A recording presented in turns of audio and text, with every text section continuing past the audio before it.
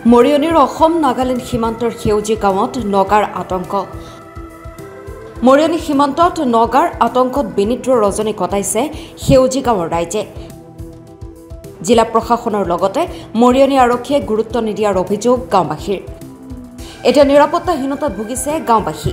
উল্লেখযোগ্য যে 7 দিন পূৰ্বে নাগালেণ্ড জিলাৰ প্ৰশাসনিক বিষয়া, নাগালেণ্ড আৰক্ষী, নাগালেণ্ডৰ বন বিভাগৰ লোক আৰু নাগালেণ্ডৰ গাঁওবুঢ়াসহ কেইজনমান নগালোকে 4খন জিপচি গাড়ীৰে অসমৰ ৰাজৰ গাঁৱত দিন দুপৰতে প্ৰৱেশ কৰি জৰীপ কৰাৰ লগতে গাঁওখনৰ ৰাইজৰ ধাননি পথাৰ, চাহ বাগিচা, ঘৰ আদিৰ ফটো তুলি নগাই লৈ যোৱাৰ পাছত 2 দিন পূৰ্বে ৰাতিপুৱা 4 বজাত পুনৰ গাঁওখনত প্ৰায় 8জনীয়া নগা আৰক্ষীৰ দলে প্ৰৱেশ কৰে, যাৰ পৰিপ্ৰেক্ষিতত এতিয়া আতংকিত হৈ পৰিছে গাঁৱৰ ৰাইজ।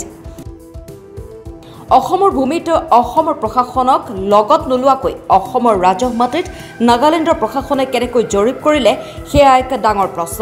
মৰিয়নি আৰক্ষীয়ে বিষয়টো গুৰুত্ব নিদিয়াৰ অভিযোগ তুলি সেউজী গাঁৱৰ ৰাইজে গাঁওবুঢ়াৰ সহযোগত সভা অনুষ্ঠিত কৰি নিজেই নিজৰ নিৰাপত্তাৰ ব্যৱস্থা লোৱাৰ সিদ্ধান্ত গ্ৰহণ কৰাৰ লগতে বিষয়টোৰ ওপৰত গুৰুত্ব দিবৰ বাবে মুখ্যমন্ত্ৰীক আহ্বান জনায়। আমি আজি সেউজী গাঁওবাসী ৰাইজে একত্ৰিত আজি ইয়াত আলোচনা কৰিলোঁ। আলোচনাৰ বিষয়টো হ'ল কি, আজি প্ৰায় সপ্তাহমানৰ আগতে চুবুৰীয়া নাগা ৰাজ্যৰ 3খন তেওঁলোকৰ প্ৰশাসনৰ গাড়ী আৰু এখন গাঁওবুঢ়াৰ গাড়ী আহি আমাৰ এই গাঁৱৰ মাজেদি গৈ আমাৰ ইয়াৰ পৰা প্ৰায় 1 কিলোমিটাৰমান আগত নজুৰি জান এটা আছে, সেই জানটোৱেদি তেওঁলোক সোমাই গৈছিলে। তাৰপিছত আমাৰ স্থানীয় অ'চিক সুধিলোঁ যে ছাৰ, এইটো নাগালেণ্ডৰ গাড়ী এটা আহিছে, যে এইটো আপোনালোকে কিবা জানে নেকি? তেতিয়া অ'চিয়ে ক'লে, অঁ ঠিক, আমি জানো, আমাক সুধি কিনিয়ে আহিছিলে আৰু বৰ্ডাৰ মেজিষ্ট্ৰেটকো জনাইছিলে। অঁ ঠিক আছে, সিমানতে যেনিবা সেইখিনি থাকিল, সেইদিনাখন আহিলে বাৰু কথা নাই। আজি 3 দিনৰ আগতে ৰাতিপুৱা প্ৰায় 4:30মান বজাত তেওঁলোক পুনৰাই আহিলে পুলিচৰ গাড়ী। আমাৰ স্থানীয় কেইজনমান যুৱকে ৰাতিপুৱা দেখা পালে। তেতিয়া আমি ভাবিলোঁ যে এইটো বৰ ডাঙৰ কথা হৈছে, কাৰণ এইটোতো দিনৰ ভাগত আহিছে বাৰু, সেইটো আমাৰ বিশেষ ক'বলগীয়া নাই, কাৰণ তেওঁলোকে আহিব নালাগে, তথাপিতো আহিছে। কিন্তু ৰাতিপুৱা অহা বা ৰাতি অহাটো এইটোতো বৰ উদ্বেগজনক বিষয়, কাৰণ তেওঁলোকে আমাৰ ৰাতি বিয়লি পালে মানুহ হয়তো ধৰি লৈ যাব বা কাৰোবাক মাৰি থৈ যাব। তাৰপৰা তেওঁলোকে ঘূৰি যাওঁতে আমাৰ যিসকল ৰাইজে ইয়াত খেতিবিলাক কৰি আছে, সেই খেতিবিলাকৰ ফটো উঠাই লৈ গৈছে। গতিকে এইটো আমাৰ কাৰণে এটা বৰ চিন্তাৰ বিষয় হৈছে। গাঁৱৰ মানুহবিলাকে এতিয়া ভয় খাই আছে, কাৰণ আগতেও এনেকুৱা এটা ইয়াত ঘটনা হৈ গৈছিলে 2016 চনত। গতিকে সেইটো আকৌ পুনৰাবৃত্তি হ'ব নেকি বুলি ৰাইজে ভয় খাইছে। সেই বিষয়লৈ আমি আলোচনা কৰিলোঁ। আমি চৰকাৰক আহ্বান জনাইছোঁ ইয়াৰ পৰাই, যাতে এই সমস্যাবিলাক আমাক নিষ্পত্তি কৰি দিয়ে, যেন আমাক সুৰক্ষা দিয়ে। আমি সুৰক্ষা বিচাৰিছোঁ, গাঁৱৰ ৰাইজে সুৰক্ষা বিচাৰিছে। আমি নিজাববীয়াকৈ সুৰক্ষাটো দি ল'ব নোৱাৰোঁ, গতিকে চৰকাৰক আমি আহ্বান জনাইছোঁ আমাক যেন সুৰক্ষা দিয়ে।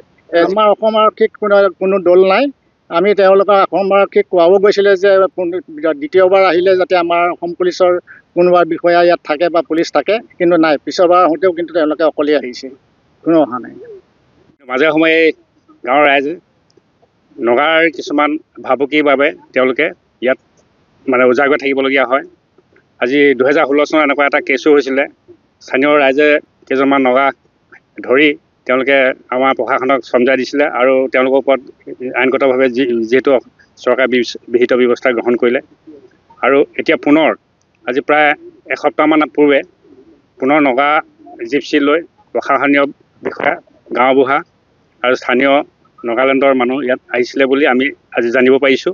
আৰু তেওঁলোকে আহি ইয়াৰ স্থানীয় মানুহক ইয়াতে ৰাখি তেওঁলোকে সুধিছে যে আপোনালোকে কি নিমিত্তে আহিছে। তেতিয়া কৈছে যে আমি এইটো এটা জৰীপ কৰিবলৈ আহিছে, আৰু কিন্তু কণ্টিনিউ 3 দিন আহিলে বুলি কোৱা শুনিছোঁ। আৰু আহি তেওঁলোকে ফটো মাৰি লৈ গৈছে ইয়াৰ পৰা। গতিকে সেই ক্ষেত্ৰত এই গাঁৱৰ স্থানীয় ৰাইজৰ মানুহখিনি যিহেতু তেওঁলোকৰ এটা মনত এটা ভয় ভাৱ আহিছে, গতিকে তেওঁলোকৰ এটা নিৰাপত্তাৰ কাৰণে অসম চৰকাৰ আমি মোৰ ফালৰ পৰা বা আমি ৰাইজৰ ফালৰ পৰা এটা অনুৰোধ জনাইছোঁ যাতে এই মানুহখিনি নিৰাপত্তা দিয়ে।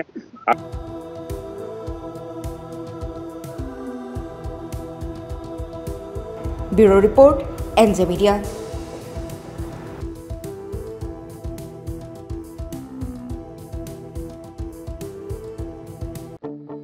আপোনাৰ সপোনৰ ঘৰখন কেনে হ'ব?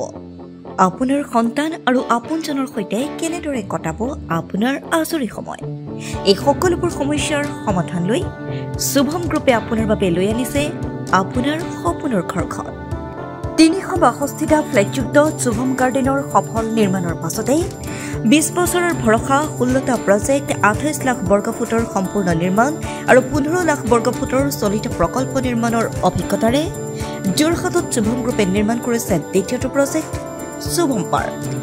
অত্যাধুনিক সা সুবিধাৰে নিৰ্মিত শুভম পাৰ্কত আপোনাৰ আৰু আপোনাৰ সন্তানৰ বাবে থাকিব club, badminton court, community hall, kids play area, splash pool আৰু জিম ক্লাব। প্ৰতিটো ব্লকত থাকিব 2.5 BHK, 3 BHK, 3.5 BHK ফ্লেট। লগতে থাকিব আপোনাৰ আৰু আপোনাৰ আপোনজনৰ প্ৰাপ্তিৰ সাহী। আজিয়ে বুক কৰক আপোনাৰ সপোনৰ ঘৰখন। যোগাযোগ কৰক 6003301010 নম্বৰত। আমাৰ ঠিকনা সোণাৰীগাঁও, তৰাজান, যোৰহাট 785001। 6000ৰো অধিক বাসিন্দাৰ ভৰসা শুভম গ্ৰুপ।